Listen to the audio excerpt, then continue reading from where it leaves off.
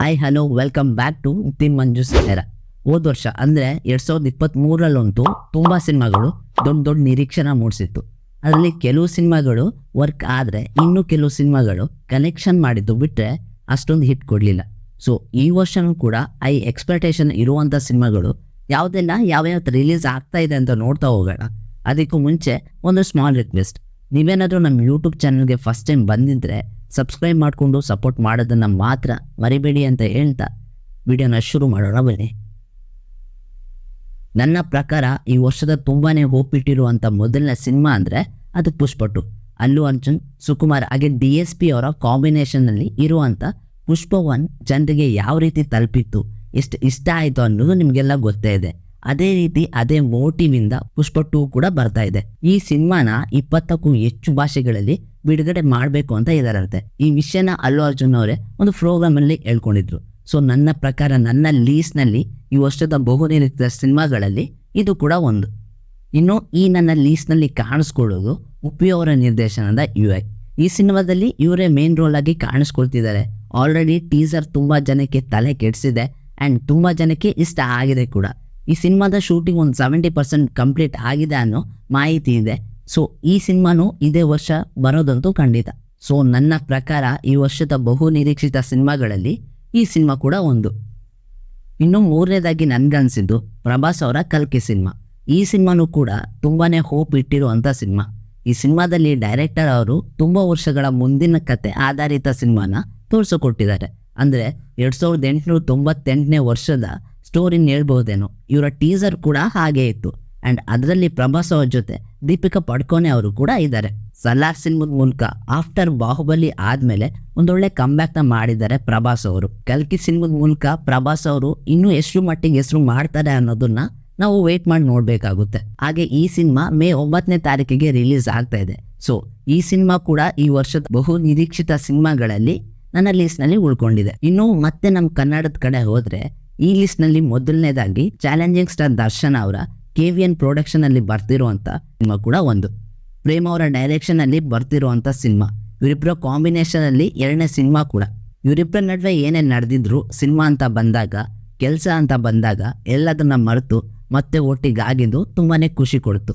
ಸದ್ಯಕ್ಕೆ ಪ್ರೇಮ್ ಅವರು ಧ್ರುವ ಸರ್ಜಾ ಅವರ KD ಸಿನಿಮಾದಲ್ಲಿ ಬ್ಯುಸಿ ಆಗಿದ್ದಾರೆ ಆ್ಯಂಡ್ ಈ ವರ್ಷನೇ ಆ ಸಿನಿಮಾನ ಕಂಪ್ಲೀಟ್ ಮಾಡಿ ಈ ಸಿನಿಮಾನು ಮುಗಿಸಿ ಸೆಪ್ಟೆಂಬರ್ ಇಲ್ಲ ಡಿಸೆಂಬರ್ ಒಳಗಡೆ ಈ ವರ್ಷದಲ್ಲೇ ಸಿನಿಮಾನ ರಿಲೀಸ್ ಮಾಡಬಹುದೇನೋ. ಇನ್ನು ಕನ್ನಡದಲ್ಲಿ ಮೂರನೇ ಲೀಸ್ಟಲ್ಲಿ ಧ್ರುವ ಸರ್ಜಾ ಅವರ ಮಾರ್ಟಿನಾಗೆ KD ಸಿನಿಮಾ ಕೂಡ ಇದೆ ಅಂತ ಅಂದ್ಕೊಳ್ತೀನಿ. ಆಲ್ರೆಡಿ ಶೂಟಿಂಗ್ ಮುಗಿದು ಸಿನಿಮಾದ ಕೊನೆ ಹಂತದಲ್ಲಿ ಮಾರ್ಟಿನ್ ಸಿನಿಮಾ ಇದೆ.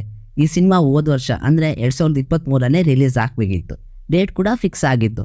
ಆದರೆ ಟೆಕ್ನಿಕಲ್ ಆಗಿ ಕೆಲವು ತೊಂದರೆಗಳಿಂದ ಸಿನಿಮಾ ರಿಲೀಸ್ ಆಗೋಕ್ಕಾಗಲಿಲ್ಲ. ಆದರೆ ಈ ವರ್ಷ ಬಂದು ಒಂದು ಹೈಪ್ನ ಕ್ರಿಯೇಟ್ ಮಾಡೋದಂತೂ ಪಕ್ಕ. ಯಾಕಂದರೆ ಆ ಮಾರ್ಟಿನ್ ಟೀಸರೇ ಸಿನಿಮಾ ಹೇಗಿರಬಹುದೆಂದು ತಿಳಿಸ್ತಿತ್ತು. ಈ ಸಿನಿಮಾನೂ ಕೂಡ 5 ಭಾಷೆಯಲ್ಲಿ ಬರ್ತಾ ಇದೆ. ಸೊ ನನ್ನ ಲೀಸ್ಟ್ನಲ್ಲಿ ಬಹು ನಿರೀಕ್ಷಿತ ಈ ವರ್ಷದ ಸಿನಿಮಾಗಳಲ್ಲಿ ಈ ಸಿನಿಮಾ ಕೂಡ ಒಂದು. ಇನ್ನು ಪ್ರೇಮಗೆ ಧ್ರುವ ಸರ್ಜಾ ಅವರ ಕಾಂಬಿನೇಷನಲ್ಲಿ ಬರ್ತಿರುವಂಥ ಮೊದಲನೇ ಸಿನಿಮಾ KD. ಸದ್ಯಕ್ಕಂತೂ ಪ್ರೇಮ್ ಅವರು ಈ ಸಿನಿಮಾದಲ್ಲೇ ಬ್ಯುಸಿ ಆಗಿದ್ದಾರೆ ಆ್ಯಂಡ್ ಈ ಸಿನಿಮಾಕ್ಕೆ ಹೊಸ ದೊಡ್ಡ ಆ್ಯಕ್ಟರ್ನ ಕೂಡ ಕರೆಸ್ಕೊಳ್ತಾ ಇದ್ದಾರೆ. ಆ್ಯಂಡ್ ಟೀಸರ್ ಕೂಡ ಹಾಗೇ ಇತ್ತು, KD ಹಾಗೆ ಕಾಣಿಸ್ತಿತ್ತು.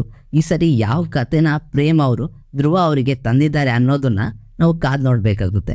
ಇದು ಈ ವರ್ಷದ ನನ್ನ ಲೀಸ್ಟ್ನಲ್ಲಿರುವ ಕನ್ನಡದ 4ನೇ ಸಿನಿಮಾ. ಇನ್ನು 5ನೇದಾಗಿ ಕಿಚ್ಚ ಸುದೀಪ್ ಅವರ ಮ್ಯಾಕ್ಸ್ ಸಿನಿಮಾ ಕೂಡ ಈ ವರ್ಷದ ಬಹು ನಿರೀಕ್ಷಿತ ಸಿನಿಮಾ. ಈ ಸಿನಿಮಾನೂ ಕೂಡ ಪ್ಯಾನ್ ಇಂಡಿಯಾ ರಿಲೀಸ್ಗೆ ರೆಡಿ ಆಗ್ತಾ ಇದೆ. ವಿಜಯ್ ಕಾರ್ತಿಕೇಯನ್ ಹಾಗೆ ಕಿಚ್ಚ ಸುದೀಪ್ ಅವರ ಕಾಂಬಿನೇಷನ್ನಲ್ಲಿ ಬರ್ತಿರುವಂಥ ಸಿನಿಮಾ. ಟೈಟಲ್ ಟೀಸರೇ ಬರ್ತಿದ್ದೀವಿ ಅಂತ ಒಂದು ದೊಡ್ಡ ಸೂಚನೆನ ಕೊಡೋ ರೀತಿ ಇತ್ತು.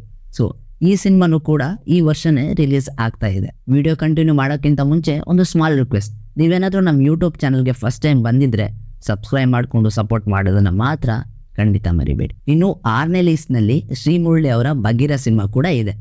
ನಿಮಗೆಲ್ಲ ಗೊತ್ತಿರೋ ಹಾಗೆ ಈ ಸಿನಿಮಾದ ಕಥೆನ ಬರೆದಿರೋದು ನಮ್ಮ KGFನ ಡೈರೆಕ್ಟರ್ ಪ್ರಶಾಂತ್ ನೀಲ್ ಅವರು ಆ್ಯಂಡ್ ಡೈರೆಕ್ಷನ್ ಮಾಡ್ತಿರೋದು ಸೂರ್ಯ ಅವರು. ಹಾಗೆ ಈ ಸಿನಿಮಾಕ್ಕೆ ಪ್ರೊಡ್ಯೂಸ್ ಮಾಡ್ತಿರೋದು ಒಂಬಾಳೆ ಫಿಲ್ಮ್ಸ್ ಅವರು. ಇಷ್ಟೇ ಸಾಕಲ್ವಾ ಒಂದು ದೊಡ್ಡ ಹೈಪ್ನ ಕ್ರಿಯೇಟ್ ಮಾಡೋಕ್ಕೆ. ಇದ್ರ ಜೊತೆ ಶ್ರೀಮುರಳಿ ಅವರ ಆ್ಯಕ್ಟಿಂಗ್ ಬಗ್ಗೆ ಅಂತೂ ಮಾತಾಡೋಂಗಿಲ್ಲ. ಆ ಟೀಸರೇ ತೋರಿಸ್ತಿತ್ತು ಸಿನಿಮಾ ಯಾವ ರೀತಿ ಬಂದಿದೆ, ಯಾವ ಕಥೆನ ತರ್ತಿದೆ ಅನ್ನೋದು. ಸೊ ಈ ಸಿನಿಮಾ ಕೂಡ ಕನ್ನಡದಲ್ಲಿ ಈ ವರ್ಷ ಬಹು ನಿರೀಕ್ಷಿತ ಸಿನಿಮಾಗಳಲ್ಲಿ ಒಂದು ಅಂತ ನನಗನ್ನಿಸ್ತಾ ಇದೆ. ಇನ್ನು ಈ ಲೀಸ್ಟ್ನಲ್ಲಿ ದುನಿಯಾ ವಿಜಯ್ ಅವರ ಭೀಮಾ ಸಿನಿಮಾ ಕೂಡ ನನ್ನ ಪ್ರಕಾರ ಕನ್ನಡದಲ್ಲಿ ಸೇರ್ಕೊಳ್ಳುತ್ತೆ. ಸಲಗ ಸಿನಿಮಾದ ಶೇಡ್ನಲ್ಲೇ ಭೀಮಾ ಸಿನಿಮಾ ಕೂಡ ಬರ್ತಾ ಇದೆ. ಈ ಸಿನಿಮಾದ ಕಥೆನ ಬರೆದು ಸ್ಕ್ರೀನ್ ಪ್ಲೇ ಹಾಗೆ ಡೈರೆಕ್ಷನ್ ಮಾಡ್ತಿರೋದು ದುನಿಯಾ ವಿಜಯ್ ಅವರೇ. ಸೊ ತಮಗ್ ತಾವೇ ಕಥೆನ ಬರೆದಾಗ, ತಮಗ್ ತಾವೇ ಡೈರೆಕ್ಷನ್ನ ಮಾಡಿದಾಗ ಸಿನಿಮಾ ಗೆಲ್ಲೋದಂತೂ ಖಂಡಿತ. ಹಾಗೆ ಅವರ ಬರ್ತ್ಡೇಗೆ ಬಿಟ್ಟಿದ್ದ ಆ ಬರ್ತ್ಡೇ ಟೀಸರ್ ಕೂಡ ಸಿನಿಮಾ ರೆಡಿಯಾಗಿದೆ, ನಾವು 2023ಕ್ಕೆ ಒಂದೊಳ್ಳೆ ದಿನ ಬರ್ತಿದ್ದೀವಿ ಅನ್ನೋ ರೀತಿ ಇತ್ತು. ಇನ್ನು ಕಾಂತಾರ ಹಾಗೆ ರಾಕಿಂಗ್ ಸ್ಟಾರ್ ಯಶ್ ಅವರ ಟಾಪ್ 6 ಸಿನಿಮಾನಂತೂ ಎಕ್ಸ್ಪೆಕ್ಟ್ ಮಾಡಬೇಡಿ. ಈ ವರ್ಷ ಅಂತೂ ಇವೆರಡು ಸಿನಿಮಾಗಳು ರಿಲೀಸ್ ಆಗೋದಿಲ್ಲ ಅಂದ್ಕೊಳ್ತೀನಿ. ಇನ್ನು ಈ ವರ್ಷದ ತುಂಬ ಸಿನಿಮಾಗಳಿದೆ, ಅವನ್ನೆಲ್ಲ ಈ ವಿಡಿಯೋದ ಪಾರ್ಟ್ 2ನಲ್ಲಿ ನೋಡೋಣ ಅಂತ ಹೇಳ್ತಾ ಈ ವಿಡಿಯೋನ ಮುಗಿಸ್ತಾ ಇದ್ದೀನಿ. ಕಂಟೆಂಟ್ ಇಷ್ಟ ಆಗಿದ್ರೆ ಹಾಗೆ ಚಾನಲ್ಗೆ ಫಸ್ಟ್ ಟೈಮ್ ಬಂದಿದ್ದರೆ ಸಬ್ಸ್ಕ್ರೈಬ್ ಮಾಡ್ಕೊಳ್ಳೋದನ್ನ ಮಾತ್ರ ಮರಿಬೇಡಿ. ನಿಮ್ಮ ಕನ್ನಡಿಗ ಮತ್ತೆ ಸಿಗೋಣ. Thank you for watching.